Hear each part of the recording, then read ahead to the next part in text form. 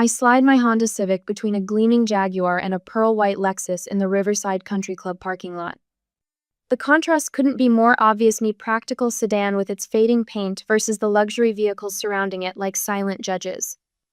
I smooth down my department store dress, check my lipstick in the rearview mirror, and gather my courage. Some families have reunions in parks with potato salad and three-legged races. The Addams family has theirs at country clubs with champagne fountains and passive-aggressive competitions. The gravel crunches beneath my sensible flats as I walk toward the imposing stone building. Perfectly manicured lawns stretch in every direction, a green canvas painted with money and privilege. Through tall windows, crystal chandeliers cast golden light onto the gathering crowd. My stomach tightens. "Lauren, there you are." The hostess greets me with rehearsed warmth. "Everyone's already inside." Of course they are. Punctuality, another family competition I've apparently lost. The marble hallway feels endless, lined with framed photos of Adam's family triumphs. Cousin Michael at his law school graduation, Amanda accepting her business leadership award, Uncle Robert on his boat with some celebrity I should probably recognize. Not a single photo of me. I pause before entering the dining room, watching the familiar choreography through the doorway. Uncle Robert's booming laugh, Aunt Patricia's dramatic hand gestures. My father holding court near the bar, nodding sagely as younger relatives hang on his every word. My mother flitting between groups, the perfect corporate wife with her perfect coral lipstick that never smudges. And Amanda. My sister stands in the center of it all, radiant in a cream-colored dress that probably cost more than my monthly rent, her blonde hair arranged in an artful twist. Even from here, I can see the diamond studs winking from her ear's graduation gift from Dad when she finished her MBA. When I graduated with my computer science degree, I got a department store gift card. I step into the room, and conversations continue without pause. No dramatic silence, no heads turning, just a few glances and tight smiles before everyone returns to their important discussions. The invisibility is almost worse than outright hostility. "Lauren, darling." My mother finally spots me, waving me over with her fingers. "We saved you a seat." The seat turns out to be at the round table in the corner, the designated place for cousins under 18, plus me. I'm 29. "Thanks, Mom," I manage, setting my purse on the chair. "The wine is lovely tonight," she says, patting my shoulder. "Though perhaps you should stick to water, your complexion looks a bit tired." Before I can respond, Aunt Patricia swoops in, clutching Mom's arm. "Diana, did you hear about Gregory? Made partner at Fenton and Wallace last month. Youngest partner in the firm's history." Her voice carries just enough to ensure everyone nearby hears about her son's accomplishment. "That's wonderful," Mom gushes. "Such a bright young man." Uncle Robert isn't far behind, glass of scotch in hand, and our Melissa just got accepted to Johns Hopkins for her residency, following in her old man's footsteps. He claps my father on the back. Dad beams with pride for his niece. The Addams medical tradition continues. We'll have another doctor in the family. Then, inevitably, the spotlight swings to me. Mom's smile tightens almost imperceptibly. "Well, Lauren's still." She pauses, searching for words, figuring things out with her little computer hobby. The knife twists. 3 years of 80-hour weeks, of ramen noodles and sleepless nights, of coding until my vision blurred, reduced to a little hobby. "Don't worry," Amanda chimes in, appearing at my side to place a sisterly hand on my shoulder. Her diamond bracelet catches the light. "I'm helping Lauren get a real job. My friend at Mercer Consulting might have an entry-level position opening up." The table nods approvingly. Such a good sister, helping her struggling sibling. I think back to 3 years ago, hunched over my laptop in my cramped studio apartment, surrounded by empty coffee cups and takeout containers. The code on my screen represented months of work on an AI recruitment system that could revolutionize how companies found talent. That night, my family had shown up unannounced for an intervention. "This fantasy has gone on long enough," Dad had said, his insurance executive voice leaving no room for discussion. "No more financial support for this experiment." Amanda had sat next to me on my futon, her voice dripping with concern. "I can network for you, Lauren, get you something stable, something respectable." Now she stands before our assembled relatives, announcing her latest career move. "I've applied to Horizon Tech's executive MBA program. It's extremely competitive, but my contact there says I have an excellent chance. The family murmurs their approval. Such a smart career move. Such ambition. Such an Adams. I check my phone discreetly. 7:58 p.m. I allow myself a small smile and take a sip of wine. The funniest part of all this? Amanda has no idea that the startup she dismisses as my hobby was quietly acquired by Horizon Tech last week, or that I helped design the AI system that screens their MBA applicants. At precisely 8 p.m., Amanda's phone buzzes. She pulls it from her clutch, her perfect eyebrows drawing together as she reads the notification. I take another sip of wine and wait. I got rejected from Horizon Tech. Amanda's voice cracks as she stares at her phone screen. The silver fork in her manicured hand clatters against her plate. The champagne bubbles in my glass seem to freeze mid-rise. Aunt Patricia stops mid-sentence about her son's law partnership. Uncle Robert's booming laugh cuts off sharply. Every Adam's head swivels toward Amanda like synchronized mannequins in a department store window. What? Mom's coral lipstick forms a perfect O of shock. Dad's insurance executive posture stiffens. That can't be right. They must have made a mistake. I take another sip of wine, letting the dry tartness linger on my tongue. That's interesting. What reason did they give? Amanda glares at me, her diamond earrings catching the chandelier light as she tilts her head. For a moment, I glimpse the little girl who used to blame me when she broke Mom's crystal figurines. It says, she clears her throat and reads from her phone with visible distaste. Your application has been filtered by our AI recruitment system. After careful consideration of your qualifications and our current cohort needs, we regret to inform you that we will not be moving forward with your application at this time. Dad's hand tightens around his Scotch glass. AI recruitment system? What nonsense. Computers don't make these decisions. People do. Actually, they do make these decisions now. I say, straightening my shoulders. The moment feels surreal. 3 years of work culminating in this perfect symmetry of justice. Amanda's eyes narrow. And how would you know anything about Horizon Tech's hiring practices? I place my wine glass on the table with deliberate care. Because I helped design that AI system. The silence that follows has weight and texture. I could frame it and hang it on the wall next to all those Addams family achievements. What are you talking about? Amanda's laugh sounds hollow. You work from your apartment. You don't even have an office. I say nothing. The most effective weapon in my arsenal now is silence. I've learned that from countless investor meetings where men in expensive suits talked over me until I stopped talking altogether. When I stopped filling the air with desperate explanations, they grew uncomfortable enough to actually listen. The memory surfaces of last Thanksgiving, Amanda leaning close to our cousin Melissa, not realizing I could hear her from the kitchen. Lauren's having some kind of breakdown. Quit her job to play with computers all day. We're all so worried. Or Dad at the country club bar telling his golf buddies, my youngest is living in Fantasyland. Thinks she'll be the next Mark Zuckerberg or something. Their sympathetic chuckles still burn in my ears. For 3 years, they've painted me as delusional. For 3 years, they've systematically undermined every connection I tried to make in our community. The damage to my reputation stretches beyond family gatherings into business circles I should have been welcomed into. But now their narrative is crumbling and the foundation of their perceived superiority is cracking beneath their Italian leather shoes. My company was just acquired by Horizon Tech. I say finally, the words simple and clean. Aunt Patricia's champagne sloshes over the rim of her glass. Uncle Robert's bushy eyebrows shoot toward his receding hairline. Mom's hand flies to her coral lipsticked mouth. Amanda recovers first, her expression shifting from shock to calculation faster than a stock market crash. Well, I must have mentioned Lauren to my contact there. It's wonderful when these connections work out. She reaches for my hand across the table. I move my hand just enough that her fingers grasp empty air. Funny, they never mentioned you. My voice remains level. Though they were very interested in our algorithm that identifies authentic innovation potential versus surface-level networking skills. Dad clears his throat. Now, Lauren, family supports family. No need to. You told Mr. Harrington at the club that I was going through a phase, I interrupt, surprising myself with my steadiness.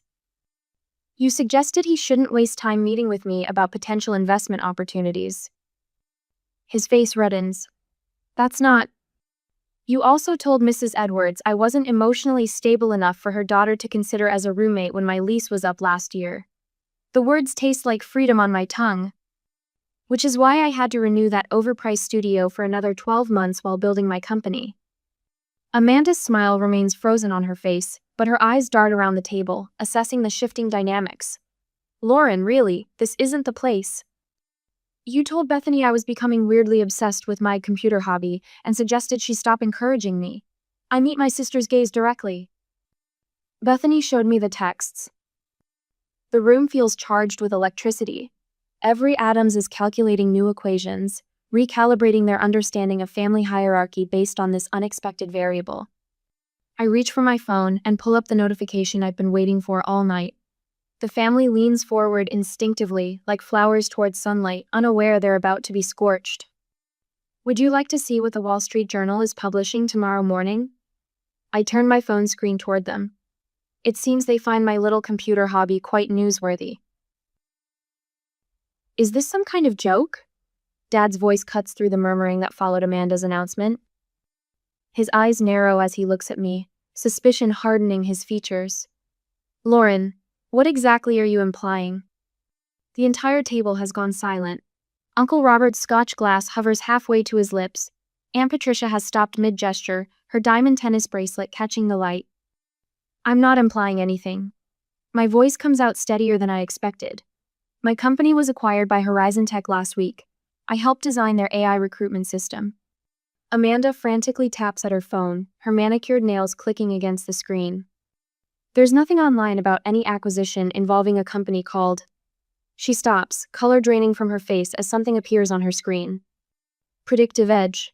I supply helpfully. That's the name of my company. Grandmother watches silently from the head table, her weathered hands folded neatly over her napkin. Her eyes, sharp despite her 83 years, haven't missed a thing. This is ridiculous, Dad says, standing up. His suit jacket falls open, revealing the gold watch chain across his vest. You're making up stories to embarrass your sister. Something shifts inside me.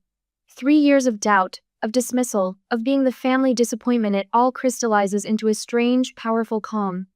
I rise from my chair, straightening to my full height. Horizon Tech acquired Predictive Edge for our AI recruitment technology.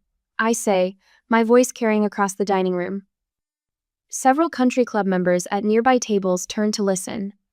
The same technology that just analyzed your application, Amanda.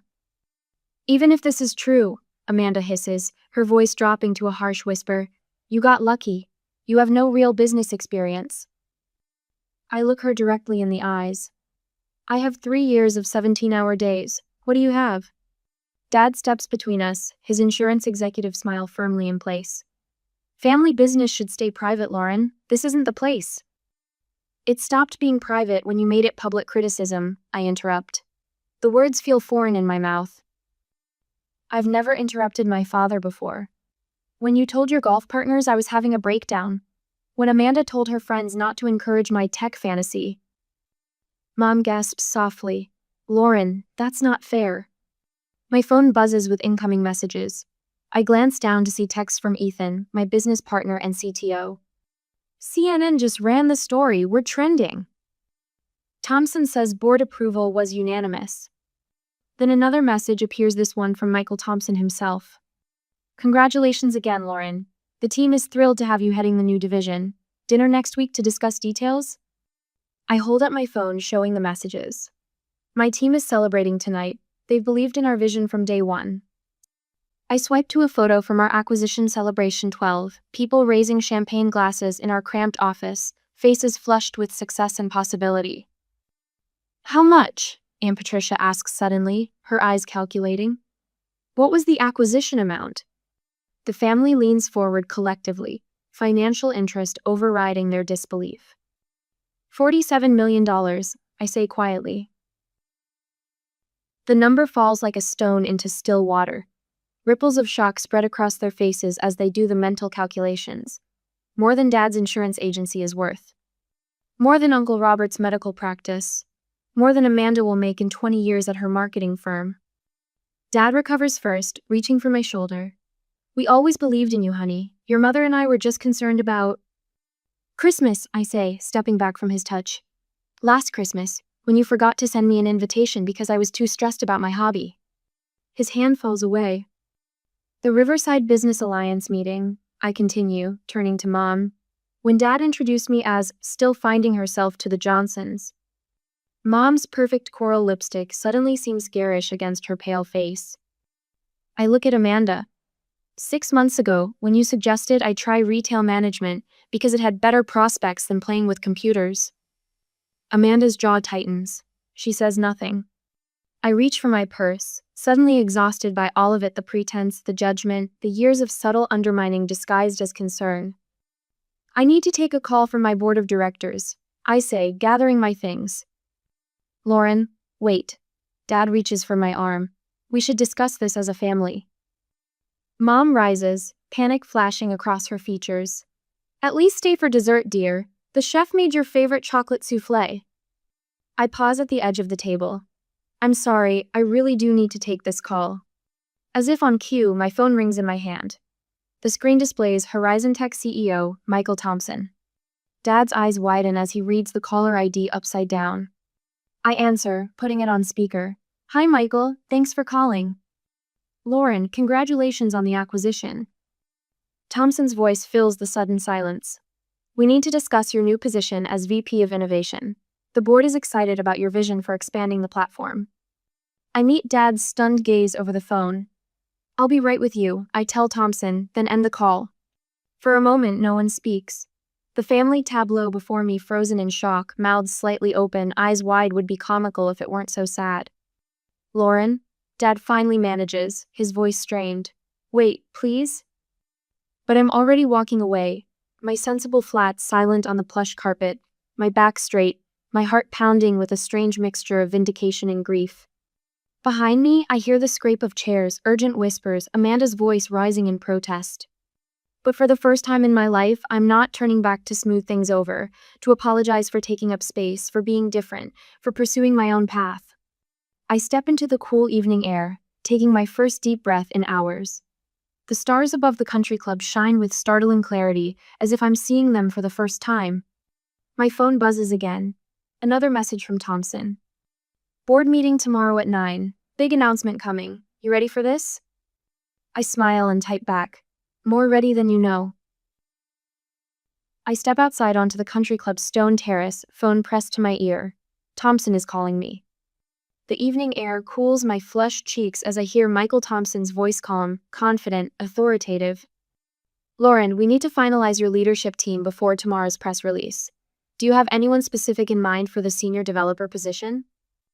From the corner of my eye, I catch movement. Amanda hovers near the French doors, pretending to admire a potted plant while straining to hear my conversation.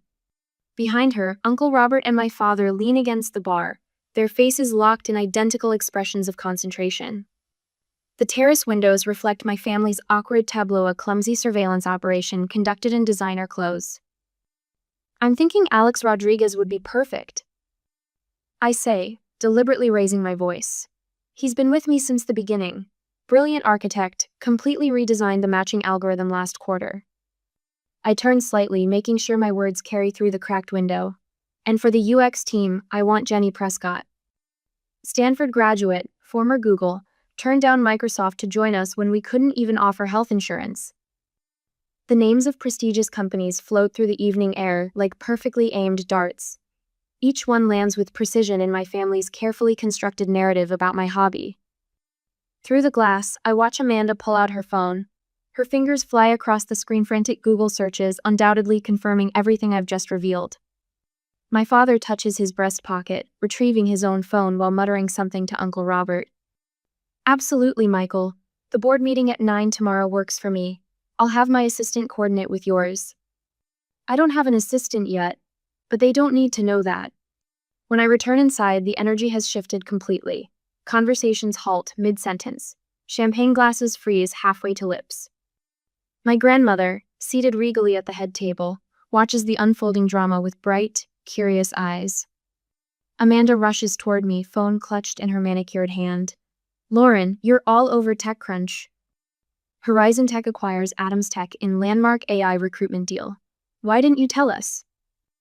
The desperation in her voice can't mask her real question. How did you succeed without my help? I tried to tell you. I say simply. For 3 years. My father appears at my elbow, his hand suddenly warm on my shoulder. The same shoulder he refused to pat when I graduated with honors in computer science. Sweetheart, this is wonderful news. I always knew you had potential. His voice booms with the hollow enthusiasm he usually reserves for successful insurance clients. Let me call Tom Berenson. He's on the board at Merrill Lynch. He'll want to hear about this directly from me. Why would he need to hear it from you? The question escapes before I can stop it. Dad blinks, genuinely confused. Well, I'm your father. And that makes you qualified to explain my AI architecture to a banking executive? The silence that follows feels like stepping into an elevator shaft. Amanda taps frantically at her phone. I glimpse her Facebook app opening, fingers composing a status update. So proud of my little sister Lauren. Always knew her tech skills would pay off. Proud sister. Family support. Women in tech. 20 minutes ago, she was offering to help me find an entry-level position. Before I can respond, the country club door swings open. Javier Mendez strides in, his 6'4" frame commanding attention in a perfectly tailored charcoal suit. My business partner and CTO scans the room, spots me, and breaks into a wide grin. There she is, the woman of the hour. His voice carries across the dining room. Sorry to interrupt family time, but we've got that TechCrunch interview in 30 minutes. They want details on the innovation division you'll be heading. Every head turns. My mother's champagne glass freezes halfway to her lips. Javier extends his hand to my father. You must be Mr. Adams. Your daughter is brilliant. Our matching algorithm outperforms Google's by 28%. The venture capital world can't stop talking about her. My father shakes Javier's hand on autopilot, face struggling to realign itself between confusion and pride. Across the room, I notice Mr. Whitfield, a senior partner at my father's firm, approaching us with undisguised interest. David, is this your daughter? The one with the tech company we've been reading about? My father's professional smile flickers. Yes, Lauren has done quite well with her startup. Remarkable achievement, Mr. Whitfield says, turning to me. My son keeps talking about wanting to leave his banking job for tech. Says traditional industries don't understand where the real value is anymore. Maybe you could speak with him? Give him some guidance? The irony lands like a thunderclap. My father's colleague asking me for career advice. As I prepare to leave, my phone buzzes with a text from Michael Thompson. All done, big announcement coming. I smile, tucking the phone away without responding. My family has no idea what's really coming next. This acquisition is just the beginning. Amanda catches my arm at the door, her voice lowered to an urgent whisper.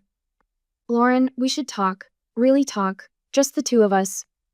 For the first time in years, my sister looks at me like I'm someone worth knowing. I glance at her, then back at the family that never believed in me. I'll call you, I say. I've got your number. In more ways than one. I step into the crisp evening air, savoring the moment of solitude before the inevitable confrontation. The parking lot lights cast long shadows across the pavement as I hear the country club's heavy door swing open behind me. Lauren, wait. My father's voice carries that familiar corporate command tone, the one that's closed million-dollar deals and silenced boardroom dissenters. I turn slowly, my hand still gripping my car keys. The entire Adams family procession approaches Dad leading the charge, Amanda flanking his right, Mom hovering anxiously behind them, with Aunt Patricia and Uncle Robert bringing up the rear guard. A family intervention in full formation. We need to have a private conversation, Dad says, straightening his custom suit jacket. His silver hair catches the light, making him look like the distinguished insurance executive whose photo hangs in the company lobby. Away from prying eyes. The thing about privacy, I respond, my voice steadier than I feel, is that it works both ways. Amanda steps forward, her eyes red-rimmed but calculating. Lauren, this isn't just about you, we're family. Whatever happens to one of us affects all of us. Funny how that philosophy only applies when I'm succeeding. Mom slides between them, her coral lipstick still perfect despite the tears welling in her eyes. Your grandmother is heartbroken, Lauren. She couldn't even finish her dessert. Grandmother seemed fine when I spoke with her earlier. In fact, she asked for my business card. Dad clears his throat, shifting to his practice speech voice, the one he uses for company retreats and retirement parties. Family supports family, Lauren. That's the Adams way. We pool our resources, our connections, our knowledge. We lift each other up. When exactly did you lift me up, Dad? Was it when you told your golf buddies I was having a midlife crisis at 29? Or when you called my landlord questioning my ability to pay rent? His face pales slightly. That's taken completely out of context. Amanda steps closer, her diamond bracelet catching the parking lot lights. You don't understand how hard this has been for us too, watching you struggle for years, refusing our help, isolating yourself. We were worried sick. Worried I might succeed without your permission? Lauren, Amanda's voice drops to a whisper. You're getting too big for your britches. Our friends are asking questions. People are confused about why you never mentioned this big success before. It makes us all look bad. There it is, I nod slowly. The real concern. Dad moves between us, his CEO presence filling the space. What your sister means is that family achievements should be celebrated together.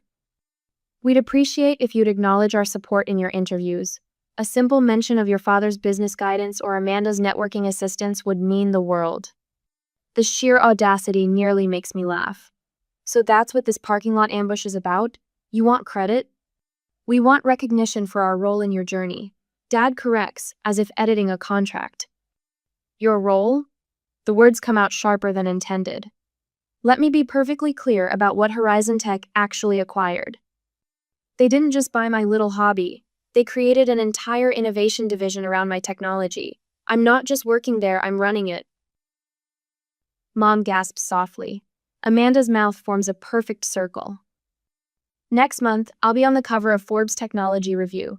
I continue, pulling out my phone to show them the email confirmation. Stanford Business School has invited me to speak about entrepreneurship next semester. And just for perspective, I now earn more in 1 month than Amanda makes in a year. Amanda's face flushes crimson. That's impossible. You're exaggerating. The numbers don't lie. Neither do I. I scroll through my phone to a folder labeled Family Records. Unlike some people. What is that? Dad asks, his confidence wavering. Documentation. For years, I wondered if I was imagining the ways you undermined me. So I started keeping records. I open a screenshot. Here's Amanda telling our college friends not to encourage Lauren's tech fantasy, and here's a family group text where you mock my business plan. I swipe to another image. This is interesting. Dad's voicemail to my landlord from last year. What was it you said? I'm concerned about my daughter's mental state and ability to fulfill her financial obligations. Their faces shift from defensive to horrified as I continue through the evidence, document by document, quote by quote, the systematic sabotage laid bare under parking lot fluorescents. Lauren, this is taken completely out of context. Dad stammers, reaching for the phone. I step back. Context is everything, Dad. And the context was always clear. You never believed in me. What do you want? Amanda finally asks, her voice barely audible. Money? Public apology? I look at my sister, the golden child, the perfect Adam standing diminished in her cream-colored dress. For a moment, I see beyond her facade to something almost resembling fear. Actually, Amanda, we have an entry-level position opening in my division next month, Market Research Associate. I'd be happy to put in a word for you, help you get a real job. Her face collapses. You can't be serious. The irony is, I knew about your Horizon Tech application months ago. I made sure it went through the standard evaluation process, the AI system I designed. No special treatment, no manipulation. The system correctly identified what I've always known: you talk big but create nothing original. Aunt Patricia gasps. Uncle Robert pulls out his phone, pretending to check messages while clearly listening to every word. You did this on purpose, Amanda whispers. You engineered this entire humiliation. No, Amanda, you did this. All of you did. I just stopped protecting you from the consequences. I notice country club members lingering by the entrance, watching our family drama unfold. Dad's business colleagues whisper among themselves. The power shift is palpable, hanging in the air like the approaching summer storm. My phone rings, a Wall Street Journal reporter following up on an interview request. I turn away from my stunned family, answering with my professional voice. Lauren Adams speaking. Yes, I can confirm the acquisition details for your article.